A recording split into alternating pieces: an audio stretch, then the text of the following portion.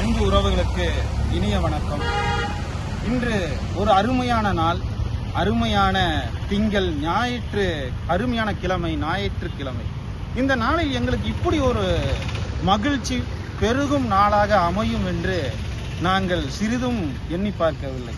அப்படி என்ன ஒரு மகிழ்ச்சி எங்களுக்கு அமைஞ்சிருக்குன்னு கேட்டீங்கன்னா, ஒரு மொழிக்கு உயிர் ரொம்ப முக்கியம். அந்த உயிர் எழுத்துக்கள் இந்த ரேஸ்கோர்ஸ் பகுதியில் எங்கெங்கு இருக்கிறது என்று இன்றுதான் நாங்களே அதை கண்டோம். அந்த இடத்தில் நாங்கள் எங்களுக்கு ஒரு புதிய சிந்தனையை ஒருவர் கொடுத்தார். அவர்தான் எங்கள் அன்புக்குரிய பண்பாளர், மிகவும் பெருமைக்குரியவர், எங்களுடைய திரு விஜயராகவன் ஐயா அவர்கள் மிக அருமையான ஒரு யோசனையை தந்தார்.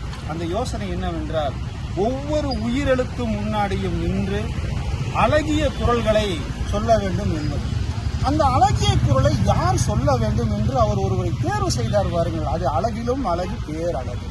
அந்த அழகுக்குரியவர் யார் என்று கேட்டால், உங்களுக்கு தெரியாத முகம் ஒன்றும் இல்லை.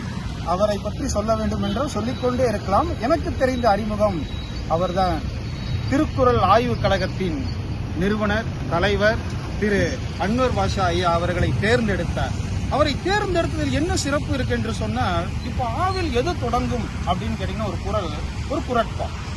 அகர முதல எழுத்தெல்லாம் ஆதி பகவன் முதற்றே உலகு என்பதுதான் முதலில் தொடங்கும் ஆ என்கின்ற அகரத்தில் தொடங்கும் குரல். ஆனால் ஐயா அவர்கள் அந்த குரலை பதிவு செய்யாமல் ஆ என்கின்ற அந்த அகரத்தில் தொடங்கும் குரலை, வேறொரு குரலை மிக அழகாக பதிவு செய்திருக்கிறார். அப்படி 12 உயிரெழுத்துக்களிலும் நீங்கள் எதிர்பார்க்காத, ஆனால் நீங்கள் அதை எங்கோ ஏதோ ஒரு இடத்தில் படித்திருப்பீர்கள். அதை யாராவது ஒருவர் சொல்லியிருப்பார்கள்.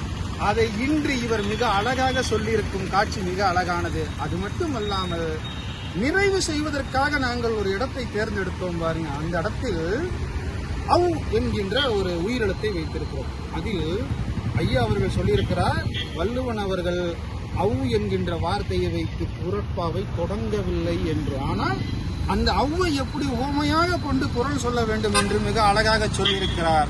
இந்த அருமையான காட்சியெல்லாம் பதிவு செய்து கொண்டிருக்கும் எங்கள் நண்பர் திரு செந்தில்குமார் அவர்களை பாராட்டுவதற்கு வார்த்தைகளே இல்லை.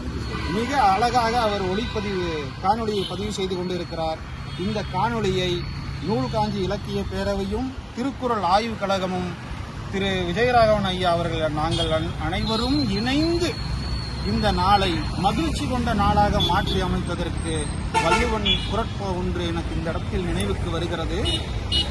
தேல் உலகத்து ஈண்டு ஒப்புரவு பெறல் அரிது அப்படிங்கிற அந்த குரல் இருக்குது பாருங்களேன்.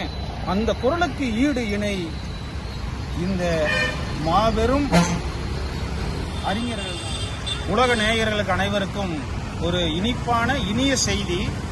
ஜூலை 5ஆம் நாள் ஞாயிற்றுக்கிழமை ரத்தினம் கலை கல்லூரியில், குளோபல் கலை கல்லூரியில், பல்கலைக்கழகத்தில் திருக்குறள் ஆய்வுக் கழகத்தின் 50வது பொன் விழா ஆண்டை மிக சிறப்பாக கொண்டாட திட்டமிட்டிருக்கிறோம் நாங்கள்.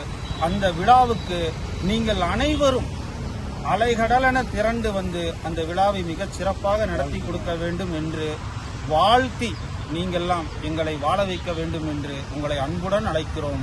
அனைவரும் வாருங்கள். ஜூலை 5 ஞாயிற்றுக்கிழமை வாருங்கள். நாம் அனைவரும் அந்த பொன்னான அரங்கத்தில் சந்திப்போம். நன்றி, வணக்கம். மீண்டும் சந்திப்போம்.